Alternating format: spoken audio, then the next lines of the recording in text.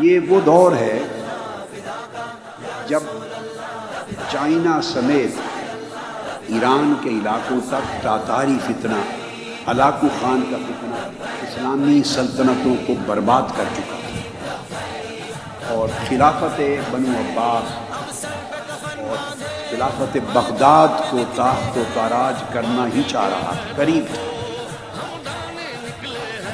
اور اسلامی سلطنتوں کی شمعیں بجھتی جا رہی تھی۔ یہ وہ دور تھا، مگر اسی وقت یہ جو ترکی کے علاقے ہیں پونیا اور یہ سارا وسطی علاقہ، یہ جو علاقہ ہے، ادھر ہلاکو خان اور چنگیز خان نے اپنے نمائندے اور لشکر بھیج دیے ہوئے تھے۔ آفیشیل یوٹیوب چینل کو سبسکرائب کریں اور بیل آئیکن کلک کریں۔ اور مسلمانوں کی سلطنتیں تیرہ و تار تھی، چھوٹے چھوٹے ٹکڑے تھے، الگ الگ چھوٹی چھوٹی ریاستیں، برائے نام کوئی سلطنت تھی، قبائل تھے، قبیلے تھے، ان کے حکمران تھے، ان کی اپنی چھوٹی چھوٹی فوجیں تھیں، کاروان سرا تھے، صوفیاء کی خانقاہیں تھیں، کوئی مسجدیں تھیں، جداگانہ ماحول تھا۔ اور جب کوئی سلطنت مؤثر نہ تھی تو اس روئے زمین پر لوگوں کے دلوں میں ایمان کی شمع صوفیاء کرام کے ذریعے روشن تھی۔ صوفیاء کرام کے وجود سے شمعہائے ایمان روشن تھی۔ اسی دور میں یہ جو بعد میں خلافت عثمانیہ بنی ہے، سلطنت عثمانیہ، اس کی داغ بیل ڈالنے کی جد و جہد ہو رہی تھی۔ اس خلافت عثمانیہ جو 1924 میں جنگ عظیم اول کے بعد جا کے ٹوٹ گئی،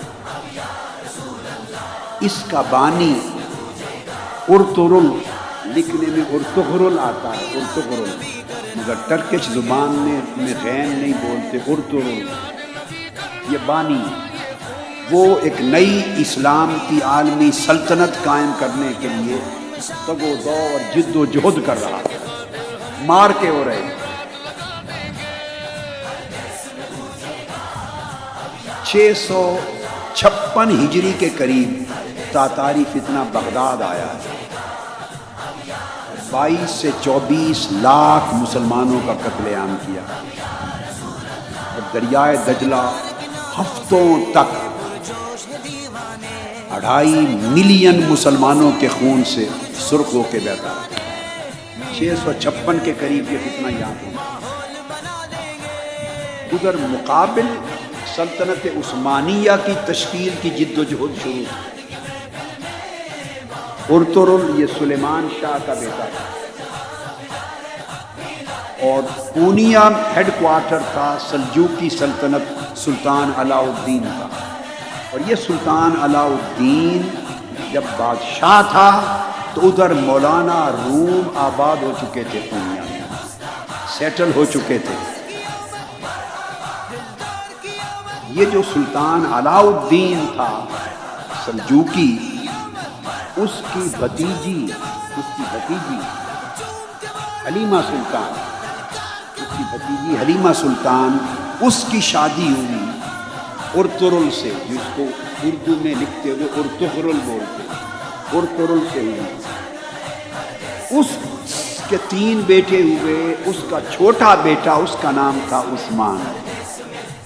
اس ارطغرل نے تاتاری فتنے کے خلاف اور ادھر صلیبی فتنے کے خلاف جنگیں لڑ کر سلطنت عثمانیہ، ایک نئی عالمی اسلامی سلطنت کے قیام کی داغ بیل ڈالی، بنیاد رکھی، اور پھر اس کا بیٹا جوان ہوا تو اس سلطنت کا نام اس کے نام پہ رکھا گیا، سلطنت عثمانیہ یا خلافت عثمانیہ، جو پھر 1304 عیسوی میں قائم ہو گئی، 1304 عیسوی میں، اور 1924 میں جا کے پھر ختم،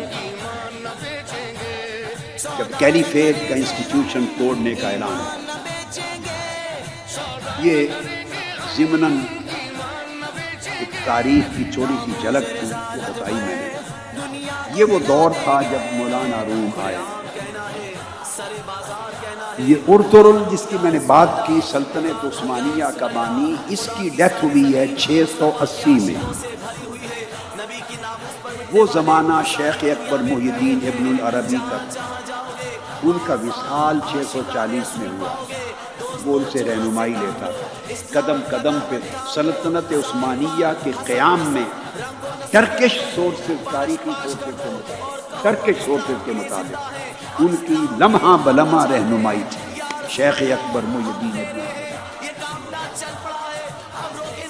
سمجھانا مقصود یہ ہے کہ جب لوگوں کے دل ٹوٹ گئے تھے، سلطنتیں منتشر ہو گئی تھی، حکومتیں تیرہ و تار ہو گئی تھی، امت مسلمہ کا کوئی مرکزی محور نہیں تھا ان کو سنبھالنے والا، تو عالم اسلام کے اندر مسلمانوں کا ایمان صوفیاء کی وجہ سے قائم تھا، محفوظ تھا۔ یہ وہ دور ہے جس میں مولانا روم بھی آئے، سلطان شمس تبریز جب وہ پورنیہ پہنچے تو 642 ہجری میں مولانا روم فقر کی مسند پہ جانشین ہوئے۔ مولانا روم کی وفات 672 ہجری میں ہوئی اور پیدائش 604 میں ہوئی، 604 ہجری میں۔ آپ کو آسانی سے، تاکہ زمانہ سمجھ میں آ جائے، آسانی سے مثال دے دیتا ہوں کہ حضور سیدنا غوث العظم شیخ عبد القادر جیلانی رضی اللہ تعالی عنہ کا وصال 560 ہجری میں۔